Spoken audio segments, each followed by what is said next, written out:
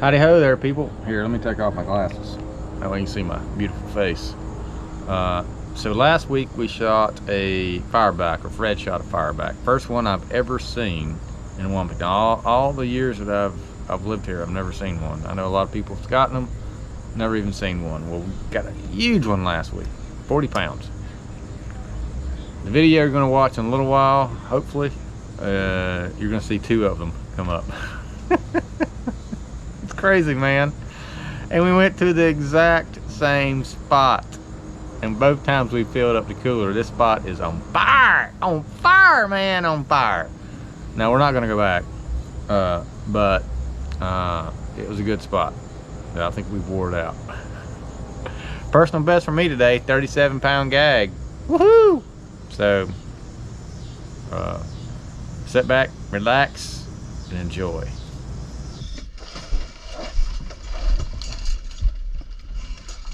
You ready?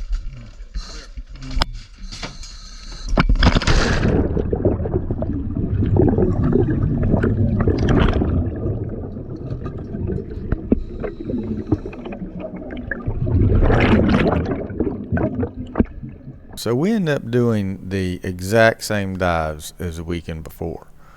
Now, normally I don't like to do that because it's not likely you're going to go out to the same spot 2 weekends in a row and shoot a lot of fish on the same spot.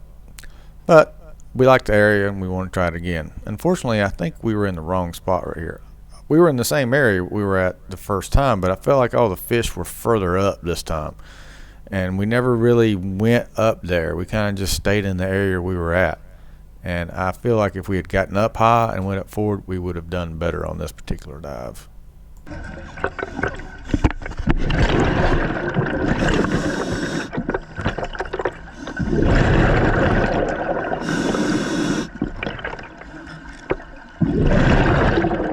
So this hogfish is giving all his attention over to Combs, but what he should have been doing is paying attention to what Cece was doing.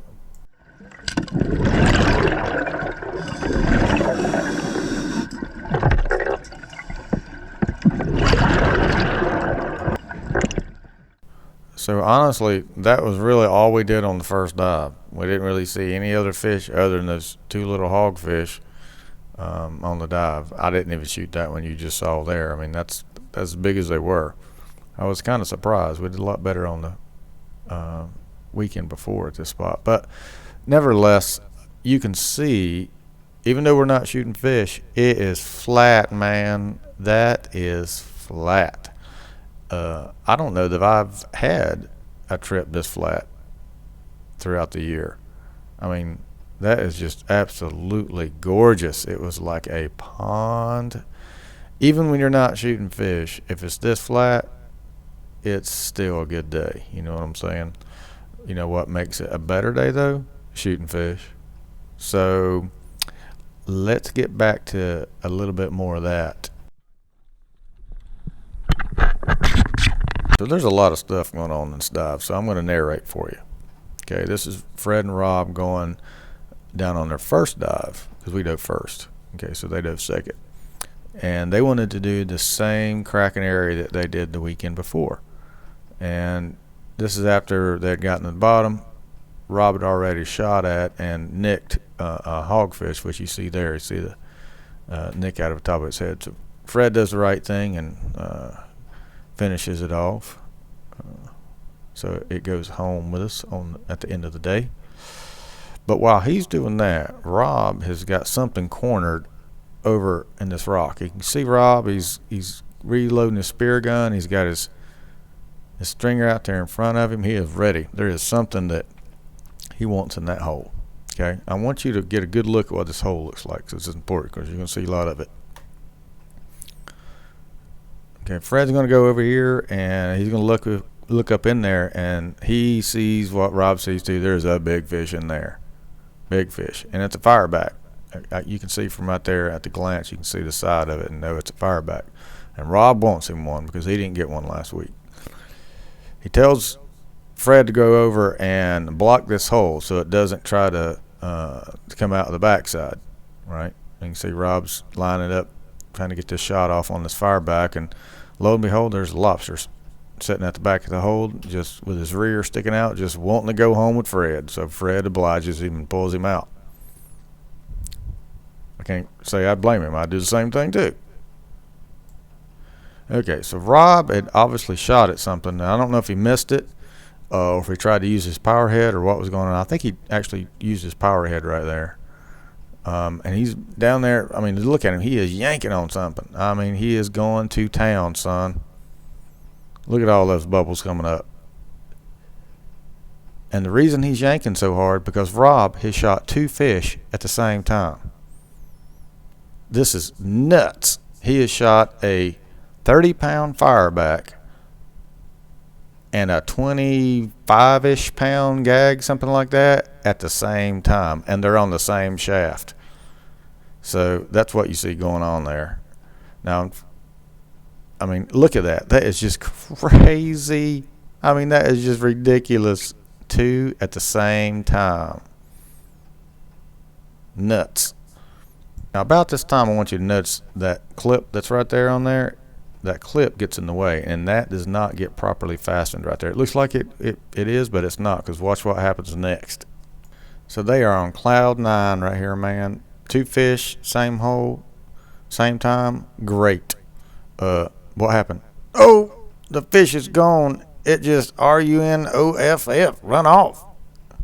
That is because the hairpin had come undone.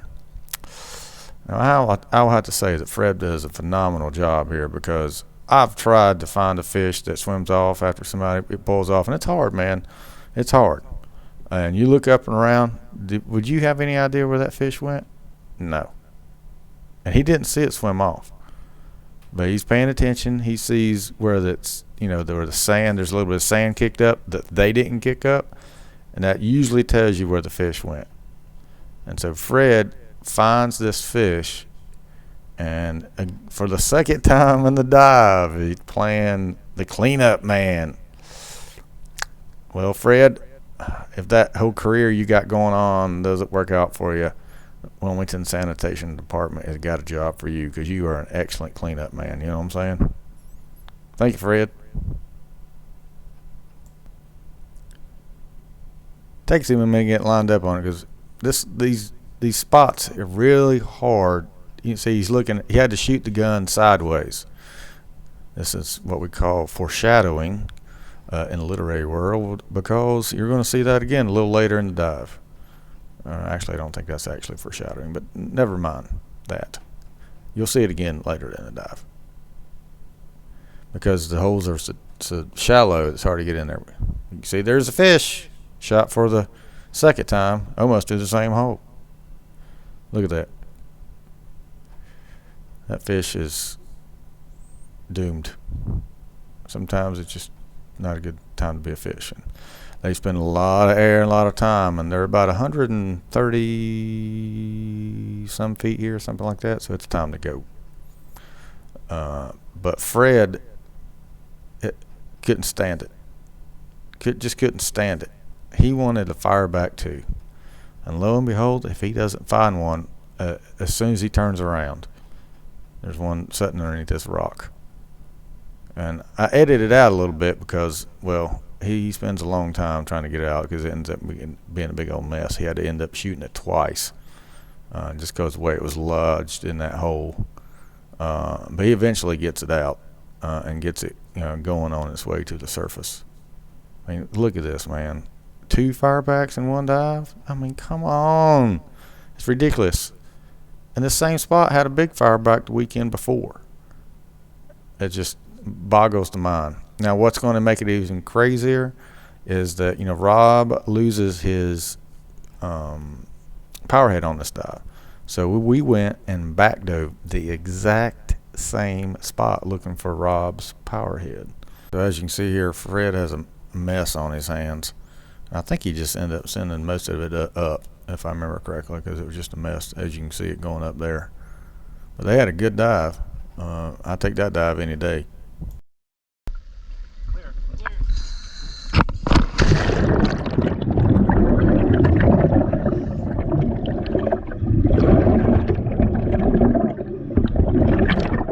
So as I had mentioned earlier, we're back diving on what Fred, Stacy, and Rob just dove. Now, look at that. That's the same exact rock that Rob pulled those 2 fish out of. And I'm pretty sure, I watched the whole video, of course I edited some out, but in the non-edited version, I could see where Fred was looking in the crack and could see another fish down in there. And you know what fish it is? Is one I'm getting ready to see right here. This big gag. And he was in the hole the whole time. So those 3 fish were in this one little hole, man. I'm telling you, that is crazy. So you had a 40-pound fireback, 30-pound fireback, a 25-ish pound gag, and a 37-pound gag on the same hole, man. That is just nuts.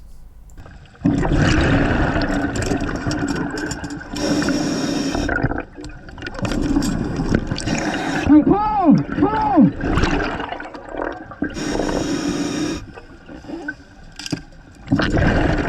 Because of the angle, I can't get the gun and my head in the hole at the same time. So I keep looking underneath to line my gun up sideways so I can try to shoot the fish with my power head, and take a look from time to time to see what's going on, because I couldn't get my head and the gun in there at the same time.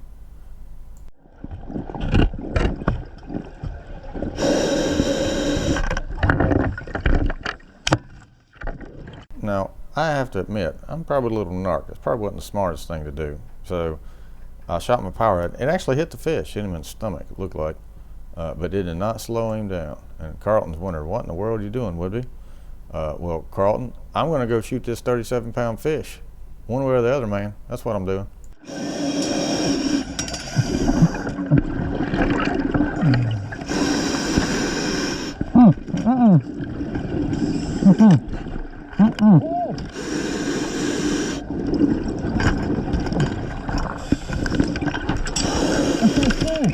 Hold on.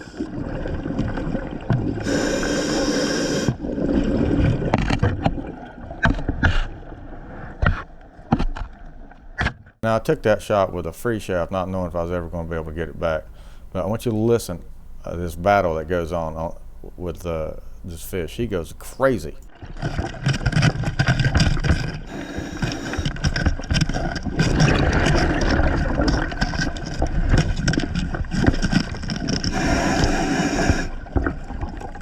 That's the sound of that fish going crazy under that rock, and I'm holding on for dear life, trying to yank him out from underneath there. And this is 37-pound fish, man. It's not a 12-pound gag. So I am huffing and puffing right here, man.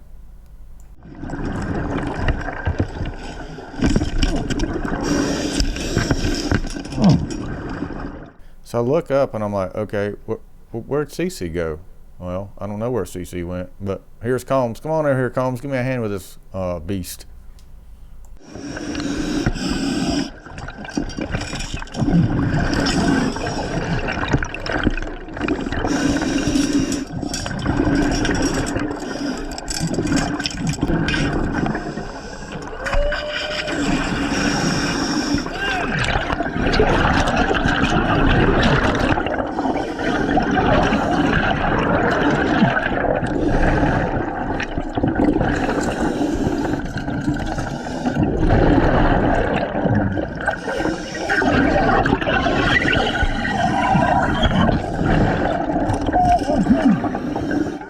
Then Combs swam off, and then Cece came back.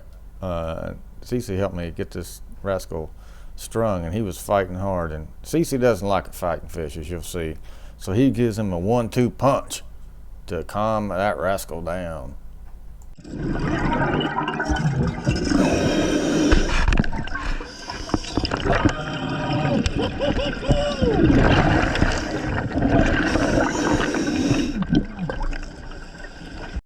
So I have to point out that I just replaced this shaft this morning. From the last dive trip where I bent 2 shafts on the cobia. This is a 37-pound gag.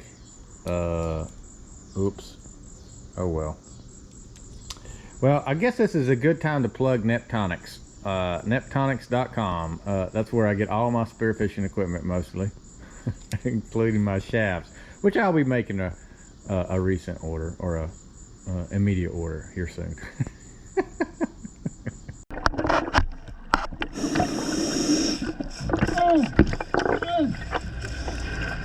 So Combs wanted me to come over to look at this hogfish in here, and he's like, "Hey man, it went underneath." I said, "Okay, yeah, I'll check it out." There is no way that I was going to be able to get this hogfish out of that hole. I didn't have a line on my gun, and you can look down in here and see he is way back in there. I'd love to have had a hogfish. I don't think I've even shot a hog this year. I have, maybe I have, but I haven't shot a big one, I don't believe. Anyway, and you can see in there, I'm like, ugh, I ain't got time for all that. It's time to go, man. In fact, I turn around and Combs and CC are already halfway up the line. I'm like, okay, well, I guess it's time to go. We were 130 feet, so we didn't have a whole lot of time. So, anyway, it was a good dive.